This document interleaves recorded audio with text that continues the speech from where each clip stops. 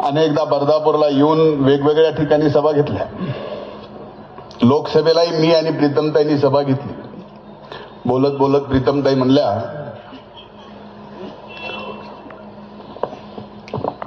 की पंकजाताईला लोकसभेसाठी मतदानाला आपला आशीर्वाद मागायला प्रीतमताईंनी मी आलो होतो आणि आज मला आशीर्वाद मागायला त्या दोघी आल्यात. पण कदाचित आम्हा दोघालाही तुझ्यासाठी आशीर्वाद मागावा लागणार नाही अशी देव व्यवस्था करून ठेवेल. नियतीला वेगळं काहीतरी मानलं. काही गोष्टी नियतीवर सोडावं लागतात, त्याचा माझा फार विश्वास आहे.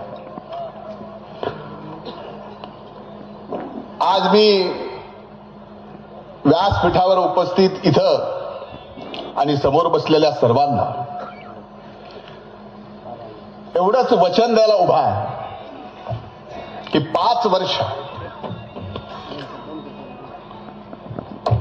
त्याच्या अगोदर ताईंनी आमदार म्हणून मंत्री म्हणून जे विकासाचा पाया रचला त्या ठिकाणी मागच्या 5 वर्षात कळस रचायचं काम मी या ठिकाणी प्रामाणिकपणाने केलं आहे. आणि आपल्यापैकी अनेक जणांना माहिती आहे की कधीच मी जात पात धर्म शबाश तू सिद्धू कुणाच आहे मायच्या ना तुला तरी बापू थांबवा जरा. तुमच्यानीच बेजार आहे तुला ना तुला इथं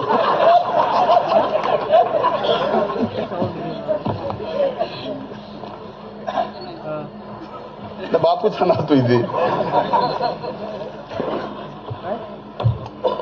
आज या ठिकाणी तुमच्या डोळ्यात डोळा घालून विश्वासानं दुसऱ्यांदा या विधानसभेच्या निवडणुकीत मायबाप जनतेला आशीर्वादित मागू शकतो. याचं कारण एवढंच आहे की मागच्या 5 वर्षापूर्वी जे जे शब्द मी या मतदारसंघासाठी दिले ते सर्वच्या सर्व शब्द या ठिकाणी प्रामाणिकपणानं इमानदारीनं पाळले. जात पात धर्म कुठलीही गोष्ट मध्ये न आणता.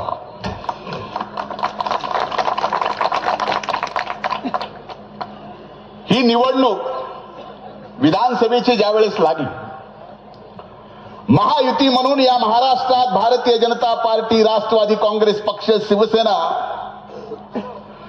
एकत्रित निवडणूक लढण्याचा ज्यावेळेस निर्णय झाला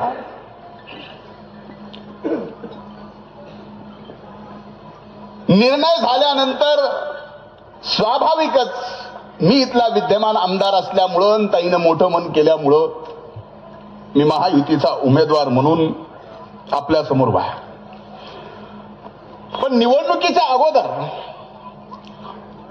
मला असं वाटलं होतं की लोकसभेच्या निवडणुकीत ज्या पद्धतीनं राजकारण झालं जातीपातीचं धर्माचं मला त्यापेक्षा पुढे जाऊन बोलायचं आहे की ते सहज नाही झालं. आणि या निवडणुकीत सुद्धा अशाच पद्धतीचं राजकारण व्हावं याच्यासाठी कसे प्रयत्न आणि कुणी केले याचा विचार मी माझ्या भाषणातून सांगणार नाही. झोपताना तुम्ही आज आपल्या ईश्वराला आठवून विचार करा. साधं सोपं कारण 1 नाही 2 नाही 3 नाही 4 नाही 12 जण तुतारीची उमेदवारी घ्यायला पुढे होते. आई होती, लेक होता, जावई होता, त्यात अनेक जण आले. एवढे आले मला वाटलं की आता 12-13 जण झालेत. मलाच काळजी लागली. म्हणलं 12-13 पैकी उमेदवारी तर एकालाच मिळणार आहे आणि कामाला तर सगळ्यालाच लावलाय. आई एकीकडून, लेक एकीकडून, जावई एकीकडून, सगळेच 12ला 12 काम. मी त्यांच्यातल्या एका नेत्याला म्हणलं, अरे लवकर फायनल करा, अचानक करताल, देणार तर एकालाच आहे, एक देताल 11 जण, त्याच्यापैकी 2-3 जण येडे होतील, कागद याची फिरतील. झालं तसं. पण विचार या गोष्टीचा करा की जे निष्ठावंत तुतारीचे होते त्यांना उमेदवारी दिली नाही.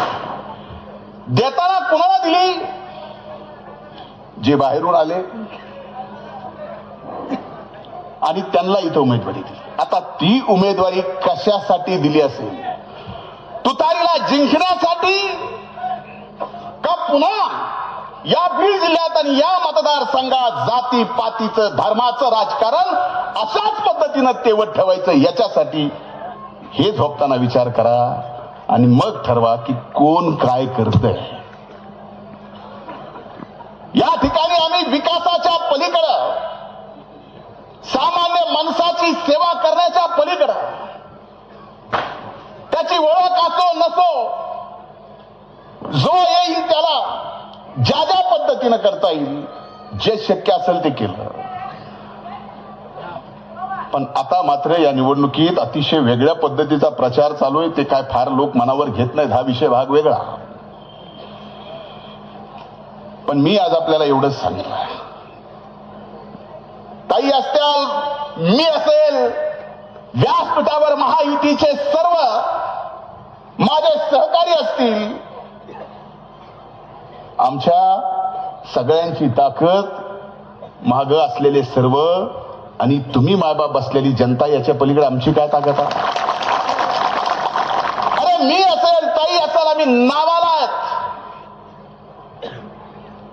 उभ्या महाराष्ट्रात आमच्या नावाच्या पाठीमागं तुमची ताकद आहे, म्हणून आमचं नाव आहे. हे निमित्त मात्र आहे, ताकद तर तुमची आहे. महाराष्ट्राच्या राजकीय आणि सामाजिक या पटलावरती अस्तित्व तुमच्या ताकदीचं आहे, तुमचं. आमचं नाव आहे फक्त. पण हे अस्तित्व, ताकद, लोकसभेत एक प्रयोग केला, यश मिळालं. आता विधानसभेत तसाच प्रयोग करून त्याच पद्धतीचं यश, याचा विचार झोपताना करा. कारण आमचं अस्तित्व, ताकद सगळी तुम्ही आहात. आम्हाला जे संपवायला निघालेत याचा अर्थ, ताकद आमच्या मागे जर तुमची असेल तर कुणाला संपवायला निघाले? आमचं अस्तित्व तुम्ही असाल तर हे अस्तित्व कुणाचं संपवायला निघाले? म्हणून ही निवडणूक फार महत्वाची आहे. या निवडणुकीत मला अनेक जण, आता काकांनी सांगितलं, म्हणलं की बर्दापूर येथील वॉटर सप्लायच्या एक्सप्रेस फिडरचं उद्याच या ठिकाणी चालू होणार आहे. उद्याच. मी बर्दापुरात काय काय काम केले हे मी सांगणार नाही, तुम्हाला माहिती आहे. तरीही काही कामं राहिले असतील, कामं रोजच आहेत. संजय भाऊनी सांगितलं, जी राहिलीत ती सुद्धा निवडणूक झाल्यानंतर, सरकार स्थापनेनंतर 3 महिन्यात काम चालू करण्याचं वचन आपल्या सर्वांच्या साक्षीने या ठिकाणी देतो.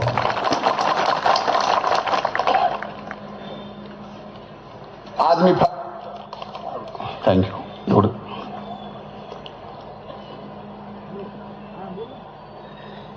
तुळजाभवानी मंदिराच्या जीर्णोद्धार करण्यासाठी निधी पाहिजे. आई भवानीच्या जीर्णोद्धारासाठी निधी पाहिजे. हा शब्द माझ्यावर तुम्ही टाकला, तो शब्द तुमचा खाली जाऊ देणार नाही. कारण शेवटी हे आई भवानाच्या जीर्णोद्धाराच्या मंदिराचं काम आहे. अनेक मंदिरं केली, अनेक, कुठेही कमी पडलो नाही.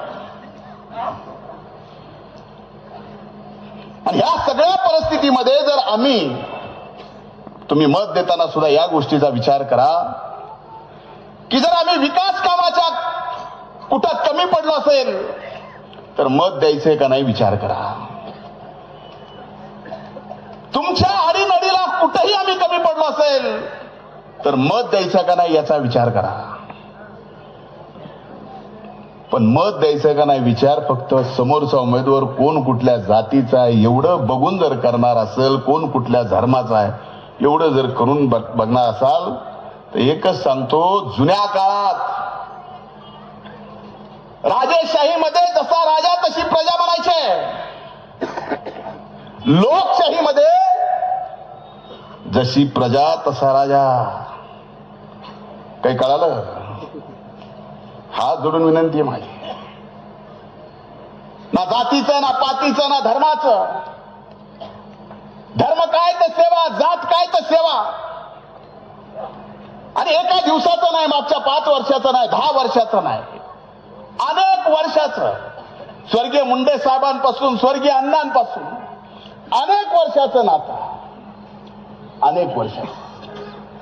या गोष्टीचा कधीतरी विचार व्हायला पाहिजे होता. इथं काका आहेत, स्वर्गीय मुंडे साहेबांच्या आणि काकांच्या वडिलांची मैत्री काय होती उभ्या महाराष्ट्राला माहिती. पण लोकसभेच्या मतदानाच्या वेळेस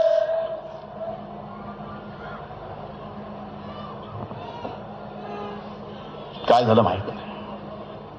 इथं अनेक जणांची या कुटुंबासोबत अनेक वर्षाचं नातं आहे, पण त्या नात्याचा विचार त्यावेळी झाला नाही. एक चूक झाली की काय होतं बघा, लोकसभेला झाली, ती जर झाली नसती तर मी आपल्याला सांगतो, आज ताई केंद्रीय मंत्रिमंडळातल्या महत्वाच्या खात्याच्या मंत्री झाल्या असत्या. अरे विकास करणं एवढं सोपं नसतं, त्याला टाचा खरडावा लागतात. सत्तेत महत्वाचं पद मिळालं पाहिजे. आपण जर बरोबरी अतिशय विकसित जिल्ह्याचा आणि विकसित मतदारसंघाच्या बाबतीत करत असोल तर तो जो विकसित मतदारसंघ आहे त्या विकसित मतदारसंघात सत्ता किती वर्ष राहिली आणि ती सत्ता तेवढ्या वर्ष राहिल्यामुळं तिथला विकास आपण बघतो ना. मग हे जर झालं असतं तर आज केंद्रामधून काहीही झालं. आता मात्र या विधानसभेच्या निवडणुकीत मी आज फार काही बोलणार नाही, माझ्यानंतर ताई बोलणार आहेत. तुम्ही 5 मिनिटात बोलू नये अशी माझी विनंती आहे. पण बघा, नियतीला काय मान्य असतं. आज हे सगळं भरभरून आपल्या सगळ्याकडे बघितल्यानंतर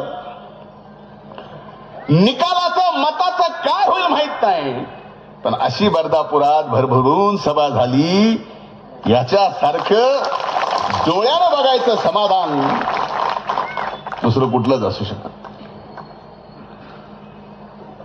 या निवडणुकीमध्ये अशा पद्धतीचे आरोप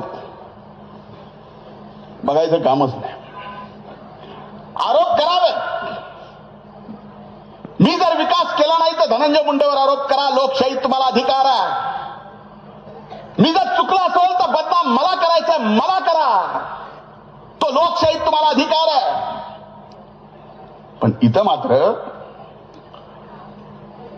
आपल्या परळी वैद्यनाथ मतदारसंघाच्या मातीला मातीतल्या माणसालाच बदनाम करतात. अगोदर म्हणले इथं काय दहशत आहे, अमक आहे, तमक आहे. इथं बापूचा एक रात्रीत फोन आला तर माझ्या सारखा माणूस थरथर कापतो. काय जाणार माहित अरे का याच्या साध्या डीपी साठी एवढा दाब असतो इथं सगळ्याचा. विनंती असते का दाब असतो? दाब असते. मग डीपी जाताना घाबरतोय कोण, पण देतोय ना. मग दहशत. आणि अशा पद्धतीचे आरोप झाल्यानंतर आपल्यासारखे संवेदनशील मायबाप जनता आपल्याला काही वाटत नाही ही बदनामी आपली आहे. एवढ्यावर थांबले नाहीत. निवडणुकीच्या अगोदरच काही उतावीळ असे ज्यांना उमेदवारी मिळाली नाही आणि ज्यांना मिळाली ते सुद्धा 300 बूथ आहेत मतदारसंघात, 222 बूथ बनले. बरं, इलेक्शन कमिशनकडे जाऊ अगोदर. गेले कुठं? कोर्टात गेले, म्हणले 222 बूथ अति संवेदनशील करा, कॅमेरेला वारा. अगोदरच कॅमेरे तुला माहितच नाही.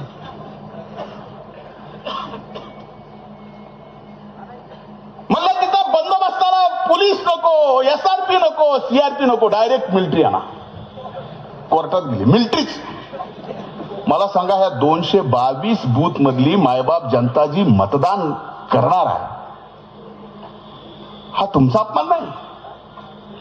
आणि ज्यांनी अशा पद्धतीनं कोर्टात जाऊन तुमचा अपमान केलाय, तेच तोंड घेऊन जर तुम्हाला मत मागायला येत असेल, आपण ठरवायचं.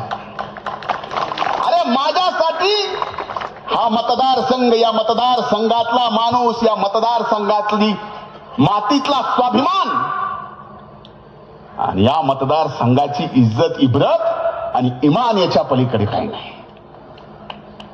आज आम्ही राजकारणात आहे. ह्या सगळ्या परिस्थितीमध्ये आम्ही फक्त या मातीतला प्रत्येक माणूस मोठा व्हावा याच्यासाठी प्रामाणिकपणानं, इमानदारीने या ठिकाणी काम करतोय. आणि दुसरीकडे मात्र जी लोक आहेत, या मातीला आणि या मातीतल्या प्रत्येक माणसाला बदनाम करायचं काम करतायत, याचा विचार करा. आता उमेदवाराच्या बाबतीत मी काही बोलणार नाही, नेत्याच्या बाबतीत काही बोलणार नाही. राजा भाऊला दम निघाला, ते म्हणले काहीतरी आता बोलताना म्हणले, अरे काय एखाद्याने आश्वासन द्यावं, कळत नाही. निवडणूक व्हायला आणखीन 7 दिवस बाकी, 18 तारखेला प्रचार संपणार आहे. तोपर्यंत काय काय ऐकायला ह्या कानाला मिळेल देव जाणे.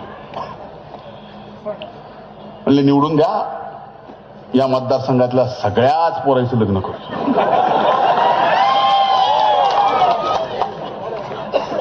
काय भात. अरे तू करून देशील, पोराला विचार करायचं का नाही? पण पोरं बी तयार होतील. पुरी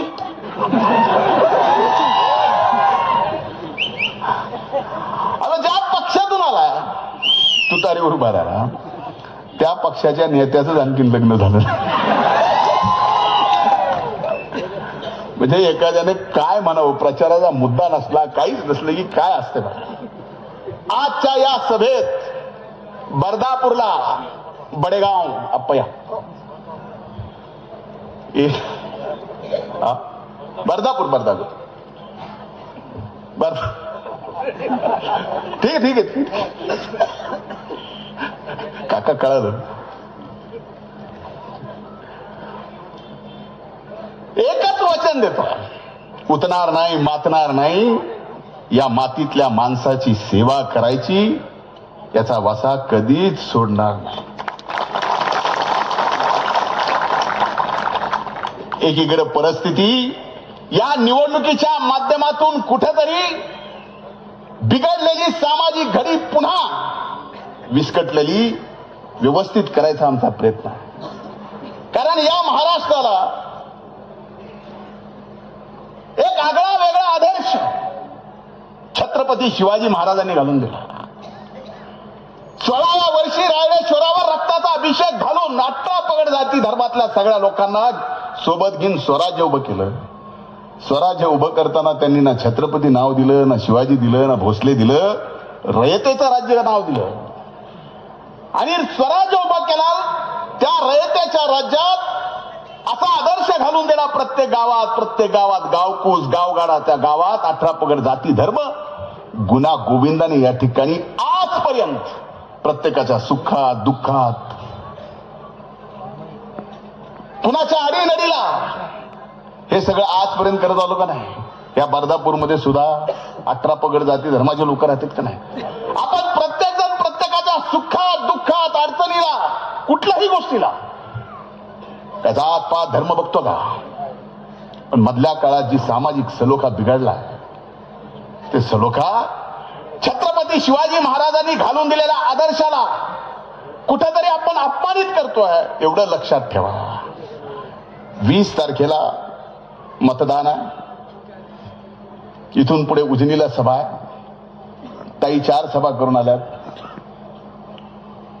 मी 2 सभा करून आलोय, पण सभेपेक्षा काम मिटवा मिटवीचं लय अवघड असते.